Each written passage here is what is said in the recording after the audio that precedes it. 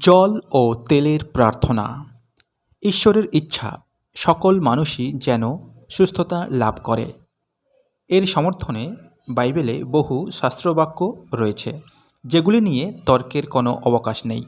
এর মধ্যেই আমি 3টি উল্লেখ করছি। হে আমার প্রাণ, প্রভু সদাপ্রভুর স্তবগান করো। হে আমার সকল সত্তা, প্রশংসা করো তাঁর পূর্ণ নামের। হে আমার প্রাণ, প্রভু সদাপ্রভুর ধন্যবাদ করো। ভুলো না তুমি তাঁর সকল উপকার। তিনি তোমার সকল অধর্ম ক্ষমা করেন, নিরাময় করেন সকল রোগ ও ব্যাধি। গীতসংহিতা 103 সংখ্যা 1-3 পদ। দাউদ ঘোষণা করেছিলেন, ঈশ্বরের ইচ্ছা তিনি আমাদের সকল অপরাধ মার্জনা করেন। কোনো খ্রিস্টবিশ্বাসী এ নিয়ে তর্ক করেন? দাউদ বিশ্বাস করতেন, ঈশ্বর আমাদের সকল রোগ ব্যাধি সুস্থ করতে চান। বৎস, আমার কথায় মনোযোগ দাও, কান পেতে শোনো আমার প্রবচনমালা। সেগুলি যেন তোমার চোখের আড়াল না হয়, অথবা সঞ্চয় করে রাখো সেই প্রবচন মনের মণিকোঠায়। জ্ঞানময় এই প্রবচনমালা উপলব্ধি এনে দেয়, মানুষের জীবনে মঙ্গল আনে, দেহমনে আনে সজীবতা। হিতোপদেশ 4:20-22 পদ। তোমাদের মধ্যে যদি কেউ অসুস্থ হয়ে পড়ে, তাহলে সে মণ্ডলের প্রবীণদের ডেকে পাঠাবে। তারা তাকে প্রভুর নামে তৈলাভিষিক্ত করে তার জন্য প্রার্থনা করবেন। বিশ্বাসপূর্ণ সেই প্রার্থনা রোগীকে সুস্থ করবে। প্রভু তাকে নিরাময় করবেন।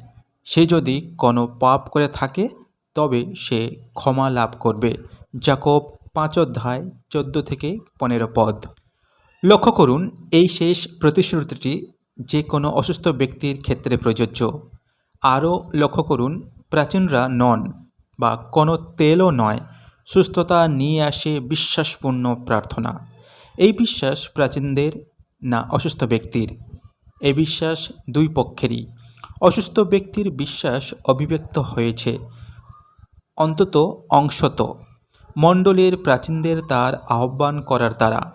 অসুস্থ ব্যক্তির অবিশ্বাস প্রাচীনদের প্রার্থনার প্রভাবকে শক্তিহীন করে দিতে পারে। যাকব যে ধরনের প্রার্থনার কথা বলেছেন তা মথি 18:19 পদে উল্লেখিত চুক্তির প্রার্থনার একটি প্রকৃষ্ট উদাহরণ। এই ধরনের প্রার্থনার অন্তর্ভুক্ত উভয় দলকেই সম্মত হতে হবে। যদি একজন ব্যক্তি বিশ্বাস করে, অন্যজন করে না, তা হলে তা সম্মতি নয়। আমরা আরও জানি কতগুলি অংশে বাইবেল অসুস্থতার জন্য শয়তানের উপর দায় বর্তেছে।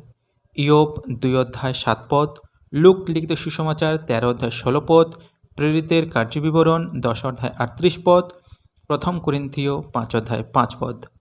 তাহলে যুক্তি দেখানো যেতে পারে যে ঈশ্বর তাঁর সন্তানদের দেহে শয়তানের কাজের বিরুদ্ধতা করবেন। পার্থিব পিতামাতা তাঁর সন্তানদের যেমন ভালোবাসেন, আমাদের পিতা ঈশ্বরের ভালোবাসা তার চেয়ে অনেক বেশি। মথি লিখিত সুসমাচার 7:11 পদে লেখা রয়েছে। আমি এখনও পর্যন্ত এমন কোনো পিতার সন্ধান পাইনি যিনি চান তার সন্তান অসুস্থ অবস্থায় থাকুক। জগতে থাকাকালীন যিশু বহু আরোগ্য সাধন করেছিলেন। তার প্রত্যেকটি এবং প্রেরিত শিষ্যদের কার্যবিবরণ পুস্তকে লিপিবদ্ধ প্রতিটি অসুস্থতা লাভের ঘটনা আমাদের বিশ্বাস করতে উদ্বুদ্ধ করে যে ঈশ্বর চান আমরা স্বাস্থ্যবান হয়ে উঠি। যারা যিশুর কাছে রোগমুক্তির অনুরোধ জানাত, যিশু প্রায় তাদের সুস্থ করতেন এবং তাদের জীবনের অলৌকিকতার জন্য তিনি তাদের বিশ্বাসের প্রশংসা করতেন। বিশ্বাসযুক্ত হৃদয় নিয়ে যারা তার কাছে আসত, তারাই সুস্থ হতো। তিনি তাদের সুস্থ করতে চাইতেন, কিন্তু তাদের পক্ষ থেকে তিনি বিশ্বাসের প্রত্যাশা করতেন।